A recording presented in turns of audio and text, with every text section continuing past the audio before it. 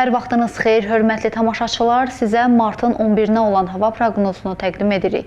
Ekologiya və Təbii Sərvətlər Nazirliyinin Milli Hidrometeorologiya Xidmətindən verilən məlumata görə Bakıda və Abşeron yarımadasında hava şəraitinin dəyişkən buludlu olacağı, arabir tutulacağı, əsasən yağmursuz keçəcəyi gözlənilir.